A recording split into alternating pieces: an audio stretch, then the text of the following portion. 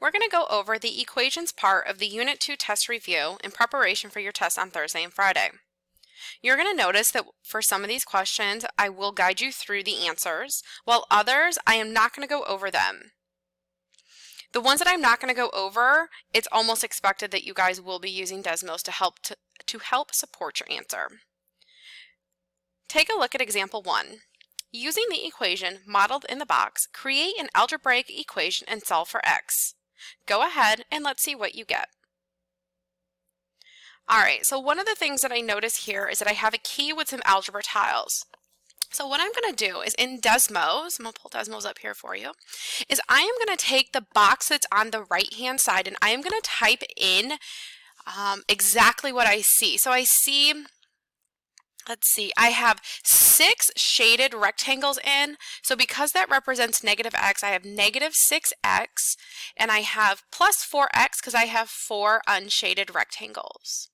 I see 1 shaded square in, and I see 5 unshaded squares.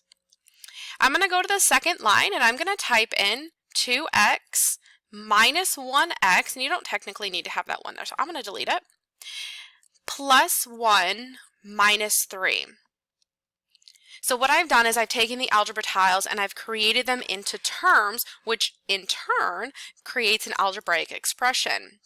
So now I'm going to go ahead and say x equals 2, option A. I notice that when I take a look here, I notice that both lines do equal 0. Because both lines here are the same, I can go ahead and say that my answer is answer choice A.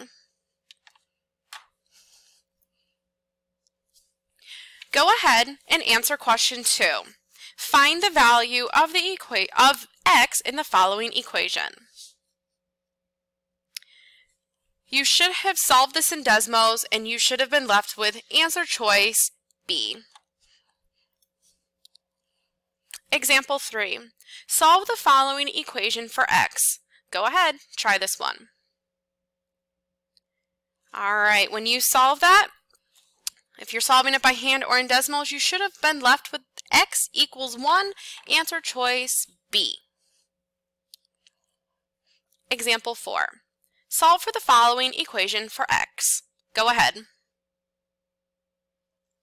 Alright, when you plug that into Desmos or whether you solve that by hand, you should have been left with answer choice A, x equals negative 6.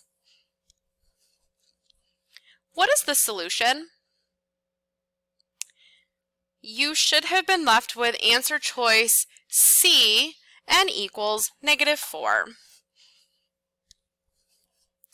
One of the things that I notice about example 6 is it is short answer, so I am going to go over this one.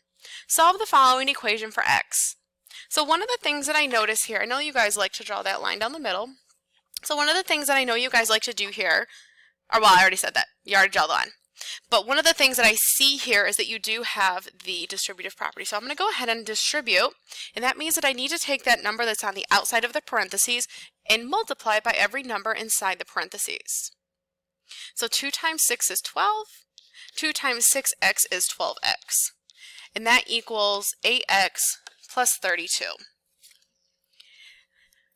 After we do the distributive property, we want to look to see if we can combine anything, and I cannot combine anything here. So this is where you have to do the L to L, R to R. You need to go ahead and you need to move the letter to the left side, and then we need to move the rational number to the right side. And then what we're going to go ahead and do is we're going to go ahead and solve. Additive inverse property states that if you take a number and its opposite, it equals 0. 12 minus 8 leaves you with 4x, cancels out, 32 minus 12 gives you 20. Everybody's favorite step is to divide, and then x equals 5. If you do not trust your answer, you could go ahead and toss that into Desmos to check to see if 5 is the correct solution. Go ahead and answer number 7.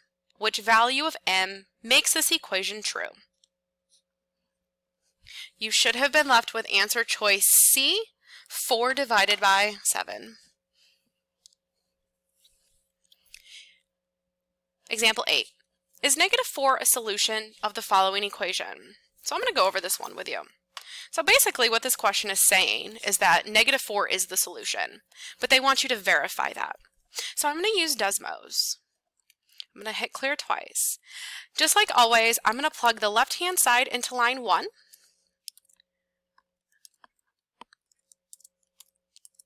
Whoops. Let's change that, so that should be a plus sign. Okay. And then I'm going to go to line 2, and I'm going to plug the right-hand side into line 2. Now they're saying that -4 is the answer. So if I take a look at both lines, I have line 1 says 24 and line 2 says 39. Well, because those are not equal, we can confidently say that no, -4 is not the correct solution to that equation. What is the missing value of x? Go ahead, try this one on your own. You should have solved this and gotten that x equals 5, answer choice D. Write an algebraic equation and solve for x. The product of 4 and a number x decreased by 14 is equal to the product of 8 and the same number increased by 10. So I'm going to go ahead and go over this one with you.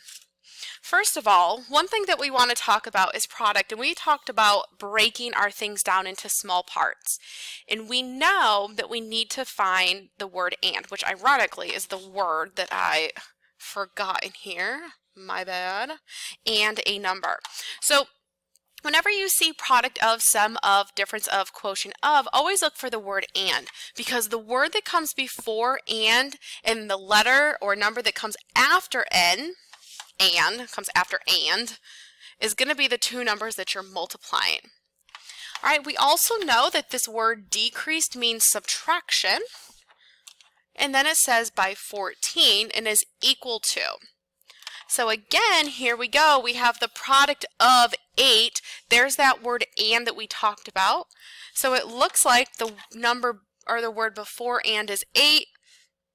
And then it says and the same number, which we labeled earlier as x. So we're going to multiply 8 and x.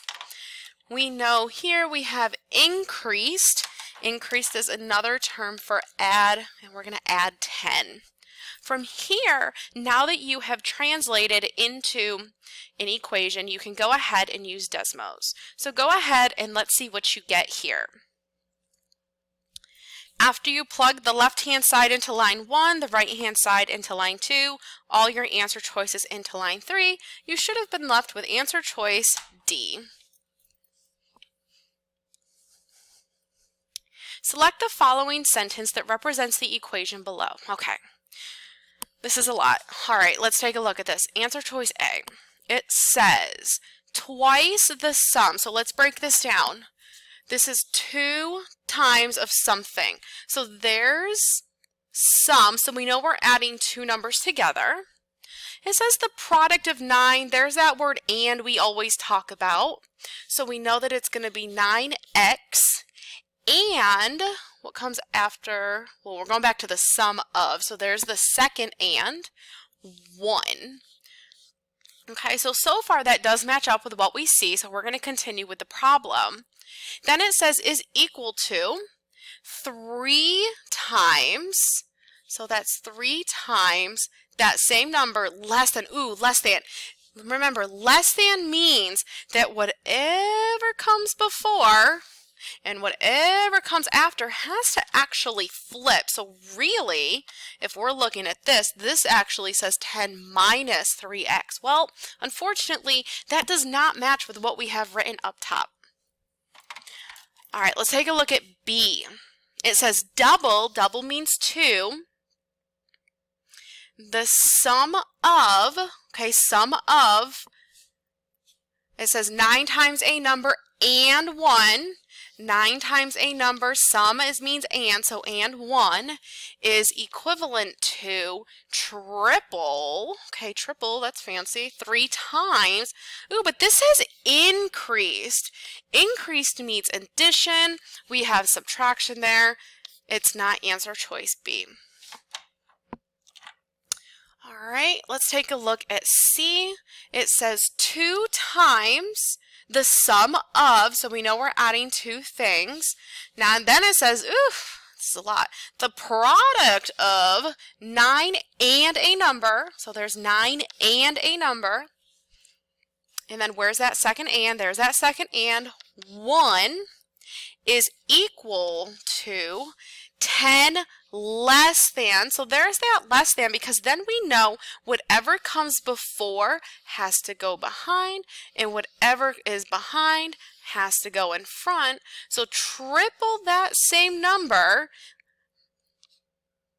and we have the subtraction because it says less than 10. That does match up with what we have, so we are left with answer choice C.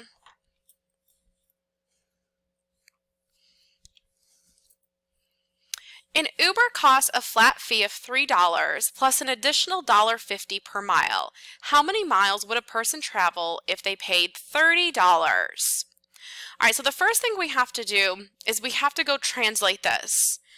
So we know that if it says paid $30, we know that that's a total. You're paying a total of $30. So then it says a flat fee. So you have to understand, well, when we pay a flat fee, okay, a flat fee gets paid once. Then it says $1.50 per mile. From here, you can go ahead and solve this. So go ahead and try this one. And when you solve that, you should have said that they would have traveled 18 miles. Answer choice D.